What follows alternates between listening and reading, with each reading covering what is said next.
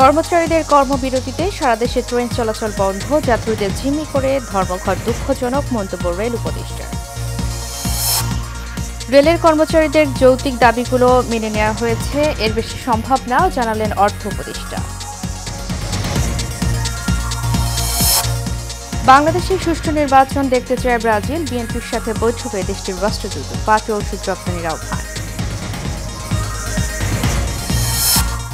এবং সংস্কার কমিশনের সব প্রস্তাব বাস্তবায়নে স্বাধীনতা খর্ব হবে স্থির, বললেন সিসি। সুষ্ঠু নির্বাচন চায় ইউরোপীয় ইউনিয়ন।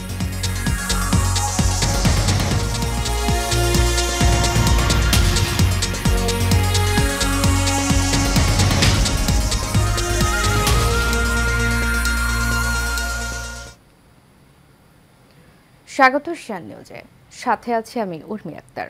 এতক্ষণ শুনছিলেন পিআরবি কেবল ইন্ডাস্ট্রিজ লিমিটেড সংবাদ শিরোনাম। এবারে চলে যাব পুরো খবরে। মূল বেতনের সঙ্গে রানিং অ্যালাউন্স যোগ করে পেনশন এবং অনুতোষিকের দাবি পূরণ না হয় কর্মবিরতি পালন করছে রেলের কর্মকর্তা কর্মচারীরা। এতে সারা দেশে ট্রেন চলাচল বন্ধ রয়েছে। যাত্রীদের জিম্মি করে এমন কর্মসূচি দুঃখজনক বলে মন্তব্য করেছেন রেল উপদেষ্টা মোহাম্মদ ফজলুল কবির খান। এদিকে যাত্রীদের ভোগান্তি কমাতে প্রতিটি স্টেশন থেকে বিআরটিসি বাস চালু করেছে কর্তৃপক্ষ। সাইফুল ইসলাম নয়নের রিপোর্ট। রাজধানীর কমলাপুর রেল স্টেশন দেশের যোগাযোগ মাধ্যমের অন্যতম গণপরিবহন হওয়ায় প্রতিদিনই রেল স্টেশনে কানায় কানায় পূর্ণ থাকে যাত্রীরা। তবে আজ তার ভিন্ন চিত্র। পূর্বঘোষিত কর্মসূচি অনুযায়ী কর্মবিরতি পালন করছেন বাংলাদেশ রেলওয়ে রানিং স্টাফ কর্মচারীরা। রেল বন্ধ থাকায় ভোগান্তিতে পড়েন যাত্রীরা। রেল যাত্রীরা জানান এমন পরিস্থিতি দ্রুত সমাধান করা দরকার। ভোগান্তিকে এটা কে দেখবে? বাংলাদেশ রেলওয়ে দেখা উচিত, কিন্তু আমরা এখন কি করবো সেটা তো বুঝতেছি না। গন্তব্যে যাওয়া তো খুব দরকার।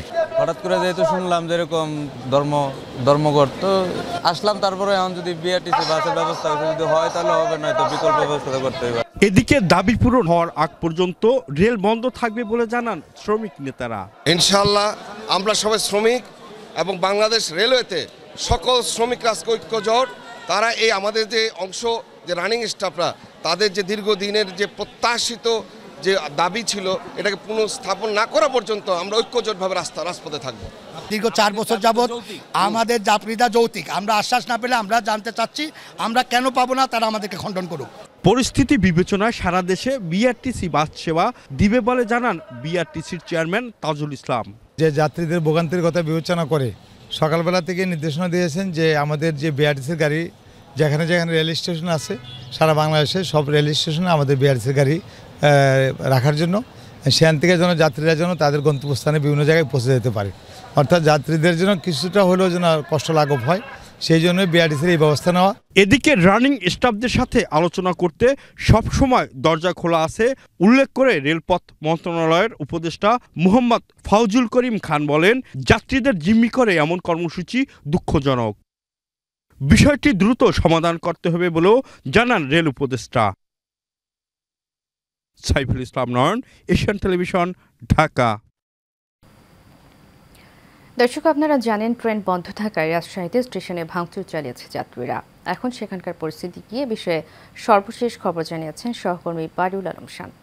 ট্রেনের রানিং স্টাফদের কর্মবিরতির ফলে সারা দেশের মতো রাজশাহীতেও রেল যোগাযোগ বন্ধ রয়েছে। সকাল থেকে আমরা লক্ষ্য করেছি যে রাজশাহী থেকে কোনো ট্রেন ছেড়ে যায়নি। তবে এর আগে আপনাদেরকে একটু জানিয়ে রাখি যে সকাল 7টার দিকে রাজশাহীর যারা বিক্ষুব্ধ যাত্রী রয়েছেন তারা আসলে ট্রেনের জন্য অপেক্ষা করছিলেন। এরপরে কিন্তু তারা সঠিক সময় ট্রেন না পেয়ে কিন্তু তারা স্টেশনের বেশ কয়েকটি জায়গায় ভাঙচুর চালায় এবং যাত্রীদের বসার বেশ কয়েকটি চেয়ার তারা ভেঙে ফেলেন। এরপরে কিন্তু উত্তেজনামূলক পরিবেশে তৈরি হয়। পরে সেখানে আইনশৃঙ্খলা রক্ষাকারী বাহিনীর যারা সদস্য, বিশেষ করে পুলিশ এবং সেনাবাহিনীরা ঘটনাস্থলে আসেন এবং তারা পরিবেশ নিয়ন্ত্রণে আনেন। এরপর থেকে কিন্তু শান্ত রয়েছে রাজশাহী রেলওয়ে স্টেশনের পরিবেশ। সকাল থেকে কোনো ট্রেন ছেড়ে যায়নি। এর পাশাপাশি একটি বিষয় আপনাকে জানিয়ে রাখি যে আমরা সকাল থেকেই কিন্তু যাত্রীদের সাথে কথা বলছিলাম। তারা যাত্রীরা যেটি বলছিলেন যে আসলে তাদের মধ্যে অনেকেই জানেন না যে ট্রেন চলাচল বন্ধ রয়েছেন। তারা এসে কিন্তু বিপাকে পড়েছেন। বিশেষ করে যারা অফিসগামী যাত্রী রয়েছেন তাদের সাথে কথা বলেছি, তারা কিন্তু চরম বিড়ম্বনায় পড়েছেন।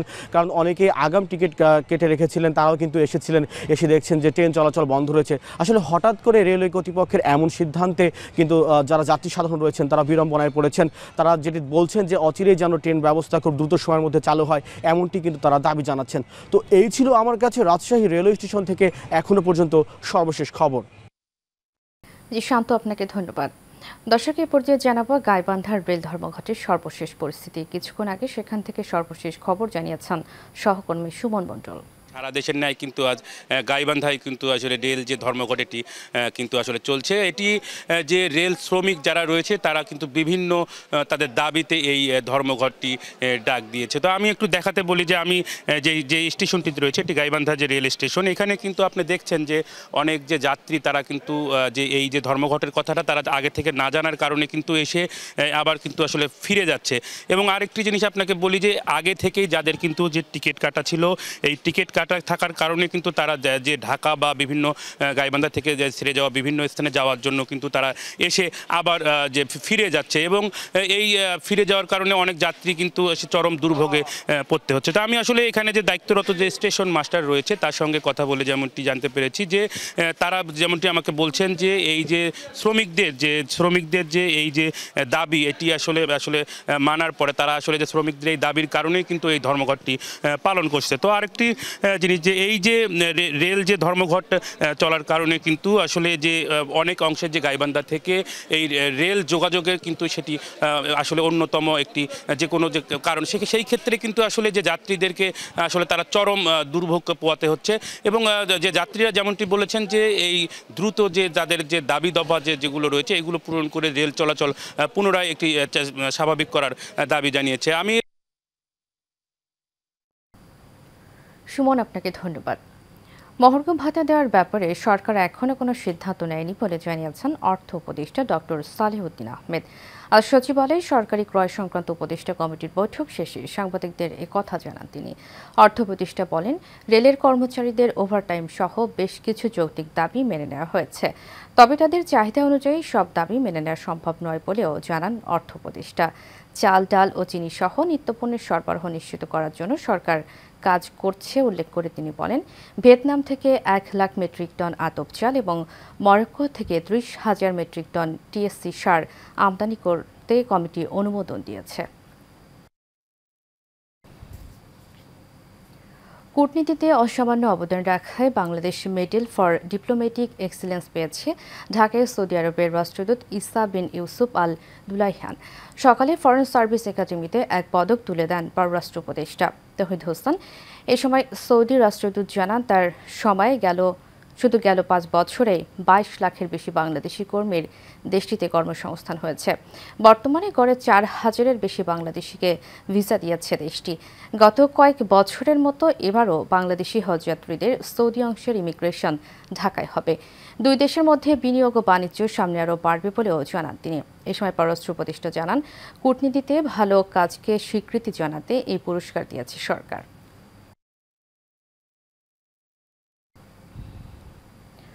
নিয়মতান্ত্রিকভাবে বাংলাদেশে নির্বাচন হওয়া উচিত বলে মনে করে ব্রাজিল। দুপুরে বিএনপি চেয়ারপারসনের গুলশান কার্যালয়ে ব্রাজিলের রাষ্ট্রদূতের সঙ্গে বৈঠক শেষে এমন মন্তব্য করেন দলের স্থায়ী কমিটির সদস্য আমির খসরু মাহমুদ চৌধুরী।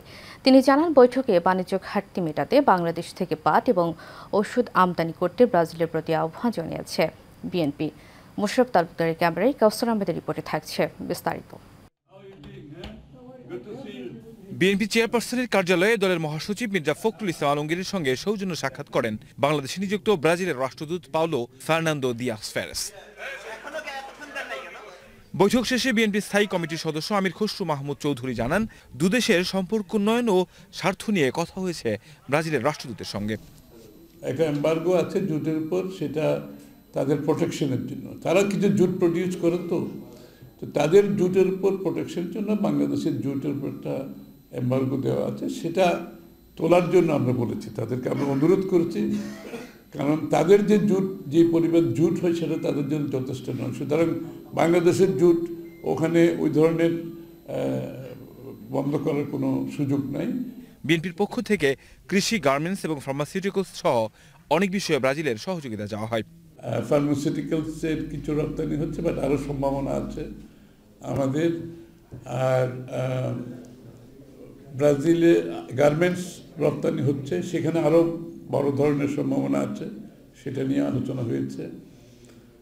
দুই দেশের মধ্যে কৃষিতে কোঅপারেশনের ব্যাপারে আলোচনা হয়েছে, যে মিল্ক প্রোডাকশন সম্বন্ধে ওদের ধারণা বাংলাদেশের প্রতিটি গরুতে যে এখন দুধ দিচ্ছে সেটা অনেক কম, এটা বাংলাদেশের অনেক সুযোগ আছে, সেখানে তারা কোঅপারেট করতে রাজি আছে।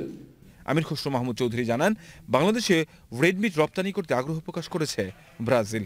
নির্বাচন নিয়ে কথা হয়েছে, তারা মনে করে স্বাভাবিকভাবে নির্বাচন তো সবাই দেখতেছে, এখন তারা মন্তব্য করেছে নির্বাচন, তারা মনে করছে নির্বাচন হবে। এবং কাউসার আহমেদ, এশিয়ান টেলিভিশন, ঢাকা। বর্তমান অন্তর্বর্তী সরকারকে জামায়াত সমর্থিত সরকার বলে মন্তব্য করেছেন বিএনপির সিনিয়র যুগ্ম মহাসচিব অ্যাডভোকেট রুহুল কবির রিজভী। বিএনপির কেন্দ্রীয় কার্যালয়ের সদস্য নবায়ন ফর্ম বিতরণের উদ্বোধনী অনুষ্ঠান উপলক্ষে আয়োজিত সংবাদ সম্মেলনে কথা বলেন তিনি। ফর্ম বিতরণের মাধ্যমে বিএনপির বর্তমান সদস্যদের নবায়ন করা হবে, কিন্তু নতুন কোনো সদস্য গ্রহণ করা হবে না। মেহরাব সুমনের রিপোর্ট। দেশব্যাপী সদস্য নবায়নের জন্য ফর্ম বিতরণ উপলক্ষে রাজধানীর নয়াপল্টনে বিএনপির কেন্দ্রীয় কার্যালয়ে এই সংবাদ সম্মেলনের আয়োজন করা হয়। এতে প্রধান অতিথি হিসেবে বক্তব্য রাখেন দলের সিনিয়র যুগ্ম মহাসচিব অ্যাডভোকেট রুহুল কবির রিজভী। রিজভী বলেন, বিএনপির কার্যক্রমকে কলঙ্কিত করতে ফ্যাসিস্ট শেখ হাসিনা ও তার দোসররা এখনও তৎপর রয়েছে। বিএনপিকে মেলাইন করার জন্য, বিএনপিকে নানাভাবে কলঙ্কিত করার জন্য প্রচেষ্টা, একটা তো ফ্যাসিবাদের দোসররা তো আছেই, নানাভাবে নানা দিক থেকে তারা কাজ করছেন, প্রশাসনে, পুলিশে, তারপরে নানা জায়গায় তাদের অবস্থান রয়েছে, এমনকি মিডিয়াতেও একেবারে সবাই যে আন্দোলনের পক্ষে ছিলেন তা তো না, আপনারা সেটা নিজেরাও জানেন। সেখান থেকেও থাকতে পারে, মালিকগুলো তো অনেকেই ছিল ফ্যাসিবাদের একেবারে কট্টর সমর্থক। বিশেষ একটি দলের ছত্রছায়ায় অন্তর্বর্তী সরকার পরিচালিত হচ্ছে বলেও অভিযোগ করেন বিএনপির সিনিয়র যুগ্ম মহাসচিব। আমরা বহু জায়গায় দেখতে পাচ্ছি, বহু মন্ত্রণালয়, মনে হচ্ছে এটা যেন একটা কোনো একটি বিশেষ রাজনৈতিক দলের ছায়া সেখানে বেশি প্রসারিত, বেশি প্রলম্বিত। কেন এই বিষয়টি? আমরা ওই যে মঈনুদ্দিন ফখরুদ্দিনের সময় যে সরকার, ফখরুদ্দিনের যে সরকার, সেটাকে আমরা শুনেছি সেনা সমর্থিত সরকার, আর এখন কি আমরা এটাকে বলবো জামাত সমর্থিত সরকার? আপনারা যদি বিষয়টাকে নিয়ে যান, আমি দু একটি তথ্য প্রমাণের মধ্যে দিয়ে আপনারা বলতে চাই। সংবাদ সম্মেলনে তিনি আরো বলেন, গণতন্ত্র রক্ষায় বিএনপি চেয়ারপারসন বেগম খালেদা জিয়া এবং ভারপ্রাপ্ত চেয়ারপারসন তারেক রহমানের অবদানের কথা দেশবাসী ভুলে যায়নি। Mehrab Suman, Asian television, Dhaka. নির্বাচন সংস্কার কমিশনের সব প্রস্তাব বাস্তবায়ন করলে নির্বাচন কমিশনের স্বাধীনতা খর্ব হবে বলে মন্তব্য করেছেন প্রধান নির্বাচন কমিশনার AMM নাসিরউদ্দিন। দুপুরে নির্বাচন কমিশন ভবনে প্রধান নির্বাচন কমিশনারের সাথে সাক্ষাৎ করেন ইউরোপীয় ইউনিয়নের রাষ্ট্রদূত মাইকেল বিলার। সাক্ষাৎ শেষে প্রধান নির্বাচন কমিশনার এ কথা বলেন। তিনি জানান, নির্বাচন কমিশনের স্বাধীনতায় যাতে হস্তক্ষেপ করা না হয় সে বিষয়ে ইউরোপীয় ইউনিয়নকে অবহিত করা হয়েছে। আগামী নির্বাচন অবাধ, সুষ্ঠু ও নিরপেক্ষ করা হবে বলে ইউরোপীয় ইউনিয়নকে আশ্বস্ত করা হয়েছে। এ সময় ইউরোপীয় ইউনিয়নের রাষ্ট্রদূত মাইকেল মিলার বলেন, আগামী নির্বাচন অবাধ, সুষ্ঠু, আন্তর্জাতিক মানের করতে বাংলাদেশকে সব ধরনের সহায়তা করবে ইউরোপীয় ইউনিয়ন। সরকারি 7 কলেজকে একত্রিত করে একটি স্বতন্ত্র বিশ্ববিদ্যালয়ের কাঠামো করা হবে বলে জানিয়েছেন শিক্ষা উপদেষ্টা ওয়াহিদ উদ্দিন মাহমুদ। বাংলাদেশের শিক্ষা উদ্ভাবন খাতে পরিবর্তনের লক্ষ্য নিয়ে ন্যাশনাল এডুকেশন অ্যান্ড ইনোভেশন ডায়ালগে তিনি কথা বলেন। রাজধানীর বসুন্ধরায় বাংলাদেশ ব্র্যান্ড ফোরাম এবং নর্থ সাউথ বিশ্ববিদ্যালয়ের সৌজন্যে এই ডায়ালগ অনুষ্ঠানে প্রধান অতিথির বক্তব্যে তিনি আরও বলেন, একটি সরকার বিবেচনাহীনভাবে এই কাজগুলো ঢাকা বিশ্ববিদ্যালয়ের অধিভুক্ত করে জটিল সমস্যা সৃষ্টি করেছে। নতুন একটি বিশ্ববিদ্যালয় করতে সময়ের প্রয়োজন বলেও জানান তিনি।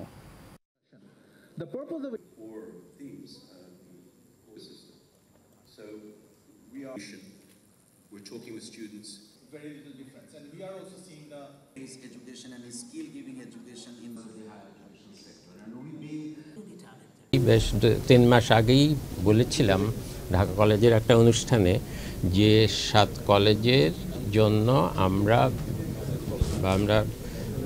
ঢাকা বিশ্ববিদ্যালয় থেকে পৃথকীকরণ করব এবং একটা বিশ্ববিদ্যালয়ের মতো সমপর্যায়ের বা বিশ্ববিদ্যালয়ের মতো একটা কাঠামো তৈরি করে তাদেরকে পৃথক একটা প্রতিষ্ঠানে পরিণত করব।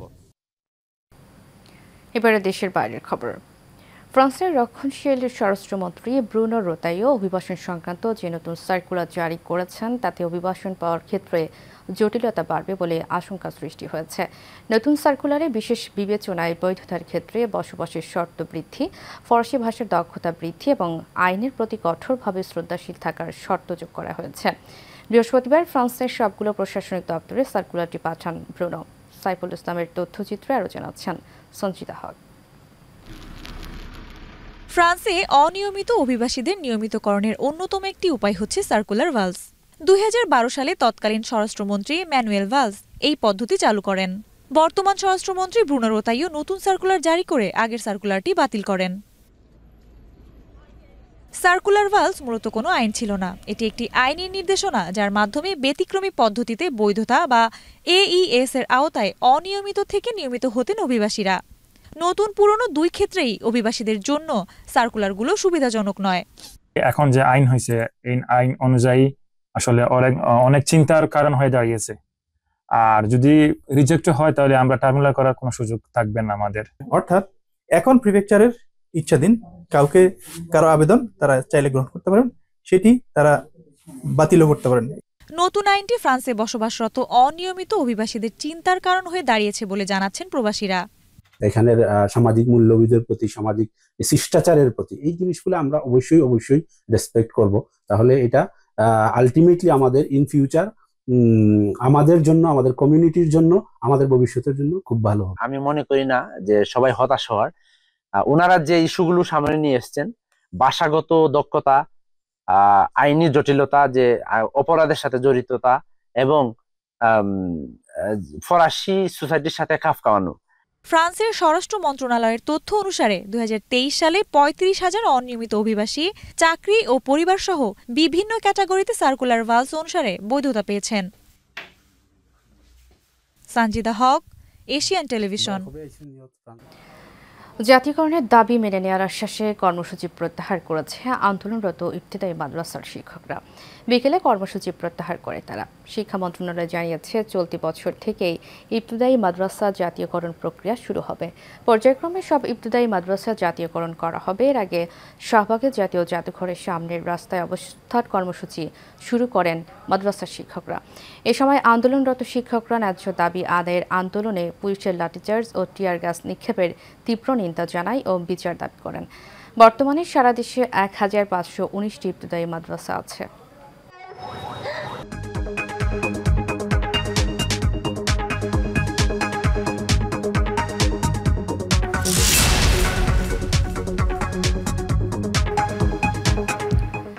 রাজধানীর লেকশোর গ্র্যান্ড হোটেলে ডিবিসিসিআইয়ের 23 ও 24তম সাধারণ সভা হয়েছে। সোমবার সন্ধ্যায় এই সভা হয়। এতে উপস্থিত ছিলেন ডিবিসিসিআইয়ের নবনির্বাচিত সভাপতি মোহাম্মদ সাখাওয়াত হোসেন মামুন, মহাসচিব রিসালাত সিদ্দিক এবং সিনিয়র সহসভাপতি কাজী আফতাবুর রহমান সহ অনেকে।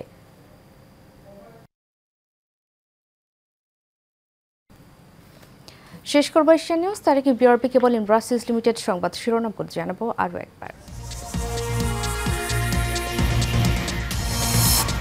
কর্মচারীদের কর্মবিরতিতে সারা দেশে ট্রেন চলাচল বন্ধ, যাত্রীদের জিম্মি করে ধর্মঘট দুঃখজনক মন্তব্য রেল উপদেষ্টার। রেলের কর্মচারীদের যৌক্তিক দাবিগুলো মেনে নেওয়া হয়েছে, এর বেশি সম্ভব না জানালেন অর্থ উপদেষ্টা। বাংলাদেশে সুষ্ঠু নির্বাচন দেখতে চায় ব্রাজিল, বিএনপির সাথে বৈঠকে দেশটির রাষ্ট্রদূত। পাট ও ওষুধ রপ্তানির আহ্বান। এবং সংস্কার কমিশনের সব প্রস্তাব বাস্তবায়নে স্বাধীনতা খর্ব হবে ইসির, বলেন সিসি। সুষ্ঠু নির্বাচন চায় ইউরোপীয় ইউনিয়ন।